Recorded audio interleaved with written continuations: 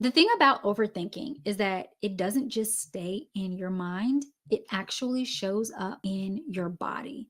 You feel tense, restless, or uneasy because your thoughts are racing faster than your spirit. One of my all time favorite books in life, y'all, is by John Mark Comer. It is The Ruthless Elimination of Hurry. And he talks about how in society we're always so obsessed with time and we push ourselves to try to do things as fast as possible at the detriment to our souls, but even to our bodies. And he talks about how sometimes you have to let your soul catch up to your body by resting. And I love the language of that because so many times, because we're overthinking, our bodies are following our minds. And because our minds are racing, we're actually physically like racing. We're rushing in life. Have you ever just been somewhere and you just felt like pressure to do whatever you're doing fast for no reason at all? Think about what you were thinking about at that time. Think about the thoughts that were racing in your head, and your body starts to follow, and your soul is like, whoa, whoa, whoa, we were not made for this pace of life. There'll be seasons that are fast, but we aren't called to live a constantly fast, nonstop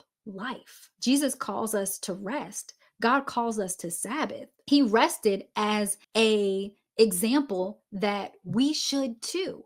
And when we don't, it doesn't just affect our minds and our spirits, it actually affects our physical bodies. You feel that tightness in your chest. You feel the anxiety. You feel those heart palpitations, and you start like, what's wrong with my body? Well, sometimes it actually starts in your head because everything is connected.